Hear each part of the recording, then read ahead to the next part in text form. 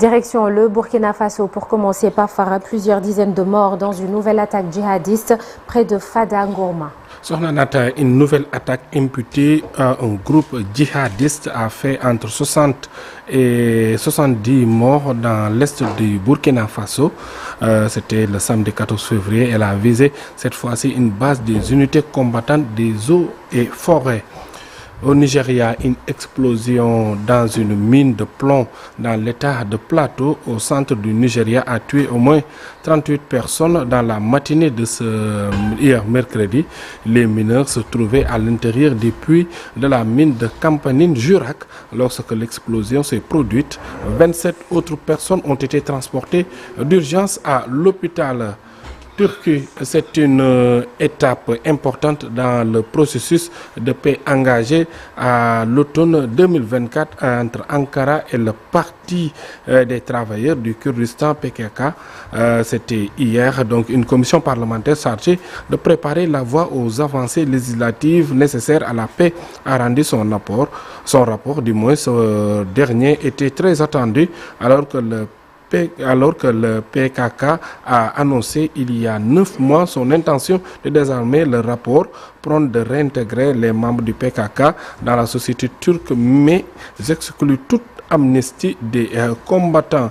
Lancé au début de l'année par le président américain, une nouvelle instance internationale baptisée Conseil de paix s'est réunie pour la première fois ce jeudi 19 février aux États-Unis, mais sa raison d'être, tout comme sa composition, suscite déjà de nombreuses critiques, notamment en Europe. Restons aux États-Unis. Une accusation américaine à l'encontre de la Chine ravive les tensions entre puissances nucléaires et relance le débat sur l'avenir du contrôle des armements sur fond de rivalité stratégique accrue et de méfiance croissante entre États-Unis dotés de l'arme atomique. Pour finir, Sornanata, la procureure générale de Guatemala, Maria Consuelo Porras, sanctionnée par les États-Unis et l'Union européenne pour corruption, est désormais pointée du doigt pour son implication présumée dans des adoptions internationales illégales d'enfants autochtones dans les années 1980 pendant la guerre civile.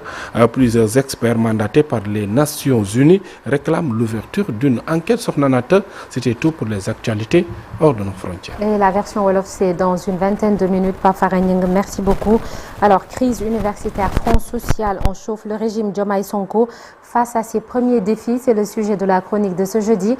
Et nous serons avec le docteur Mamadou Adidem, enseignant-chercheur en sciences politiques à la faculté des sciences juridiques et politiques de l'université Cheikh Anta Diop de Dakar. Et puis notre invité ce matin, professeur Fatou Samba Ndiaye, chef du service hématologie clinique de l'hôpital Dalal Jamm. Et comme tous les matins, l'interview aux alentours de 9h. Tout de suite, la une des journaux parus ce matin.